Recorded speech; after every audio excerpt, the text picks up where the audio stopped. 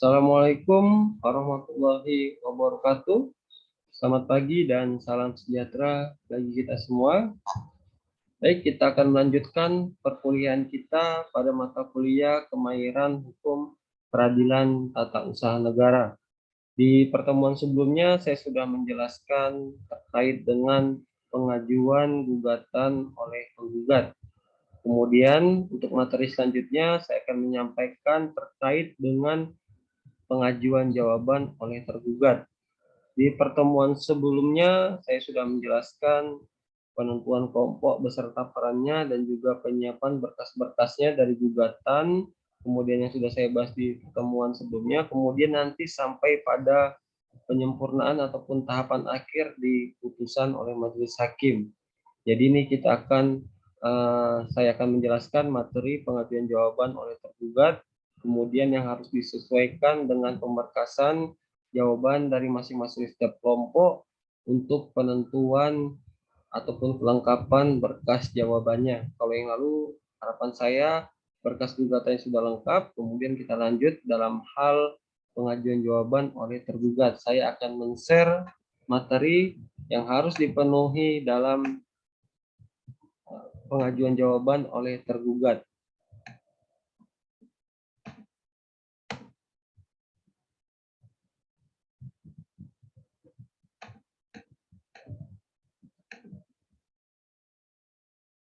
Baik, pengajuan jawaban oleh tergugat pada dasarnya terlebih dahulu pemeriksaan sengketa, dalam hal ini sengketa tun, dimulai dengan adanya agenda gugatan oleh penggugat.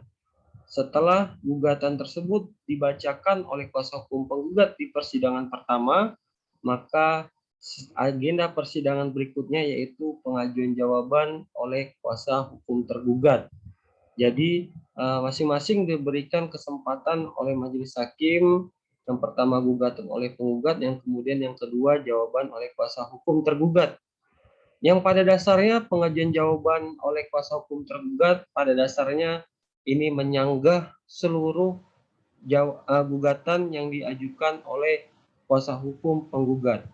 Sebelum pengajuan jawaban ataupun kita pembuatan jawaban oleh kuasa hukum tergugat, terlebih dahulu kita harus sudah mempersiapkan bukti-bukti atau saksi-saksi yang untuk sifatnya menyanggah gugatan yang diajukan oleh penggugat, sehingga kita mampu mempersiapkan penyanggahan ataupun gugatan yang diajukan oleh kuasa hukum penggugat. Disinilah kita mempertahankan hak-hak kita sebagai tergugat. Kemudian setelah itu, bila mana kita sudah mengajukan jawaban, dalam hal ini tergugat, hanya dapat mengubah alasan yang mendasari jawaban hanya sampai dengan duplik. Jadi asal disertai dengan alasan yang cukup, serta tidak merugikan kepentingan penggugat, maka itu harus dipertimbangkan terlebih dahulu dengan seksama oleh majelis hakim. Kemudian setelah itu, dalam pengajuan jawaban yang harus kita perhatikan yang pertama yaitu identitas para pihak. Di pertemuan sebelumnya sudah kita pahami terkait dengan siapa yang menjadi penggugat dan siapa yang menjadi tergugat. Diuraikan penggugat yaitu orang perorangan ataupun badan hukum, sedangkan tergugat yaitu yang mengeluarkan surat keputusan tata usaha negara. Kemudian dalam hal pengajuan posita.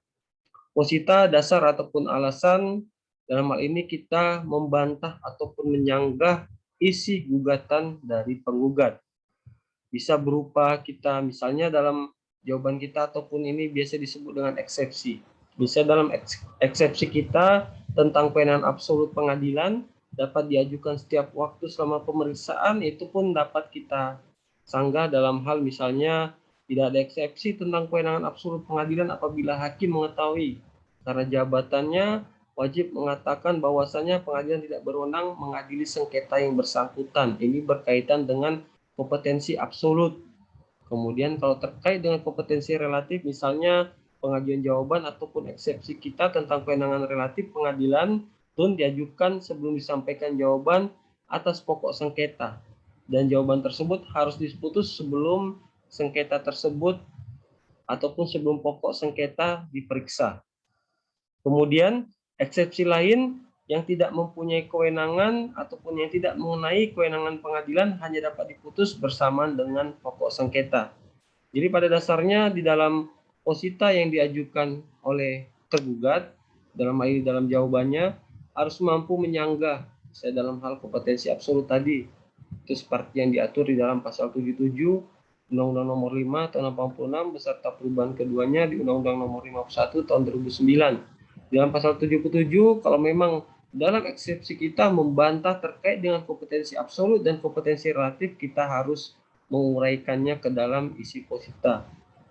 Begitupun misalnya dalam hal tenggang waktu pengajuan gugatan oleh penggugat. Misalnya di dalam posita kita menguraikan bahwasannya telah melewati tenggang waktu sesuai dengan pasal 55 yaitu 90 hari. Atau di dalam posita kita bisa kita uraikan misalnya terlebih dahulu tidak ditempuh upaya administratif oleh penggugat. Itu bisa kita jelaskan ataupun kita uraikan di dalam posita. Kemudian menyangkut terkait dengan pokok sengketa pun bisa kita uraikan ke dalam posita kita. Disitulah penjabaran yang harus kita uraikan ke dalam isi posita yang kemudian kita konsistenkan dengan isi petitum. Jadi ada hubungan antara posita dengan petitum. Misalnya dalam hal ini petitum kita menyatakan sah terhadap surat keputusan yang diterbitkan oleh tergugat. Atau misalnya menyatakan sah secara hukum surat keputusan, misalnya dalam hal ini penerbitan sertifikat hak milik atas nama si A, misalnya kita contohkan. Kemudian selain itu petitumnya kita jelaskan juga, misalnya kita contohkan memohon kepada majelis hakim untuk penggugat membayar biaya perkara yang timbul dalam perkara ini. Ini bisa kita mohonkan juga di dalam isi petitum kita. Yang pada dasarnya isi petitum menyatakan bahwasannya sahlah surat keputusan yang diterbitkan oleh badan ataupun pejabat tata usaha negara. Jadi di dalam jawaban ini kita harus mampu menyanggah seluruh isi gugatan penggugat.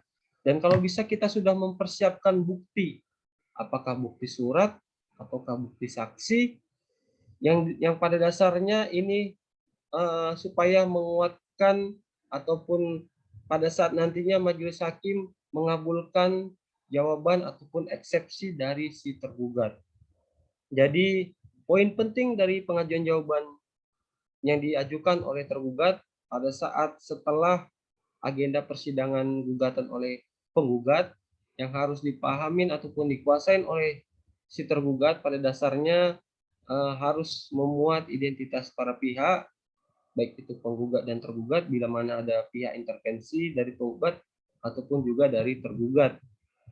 Kemudian posita yaitu kita harus menjelaskan dalil-dalil ataupun alasan-alasan, apakah itu terkait dengan kompetensi absolutnya, ataukah kompetensi relatifnya, ataukah tenggang waktu.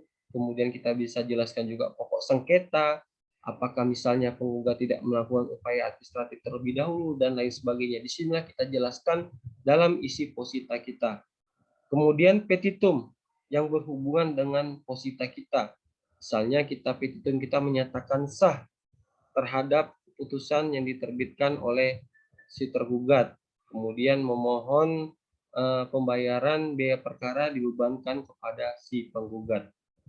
Kemudian bila mana agenda jawaban yang diajukan oleh tergugat, kemudian majelis hakim pada agenda sidang berikutnya yaitu pengajuan replik yang diajukan oleh penggugat. Kemudian setelah itu pengajuan duplik yang diajukan oleh kuasa hukum tergugat.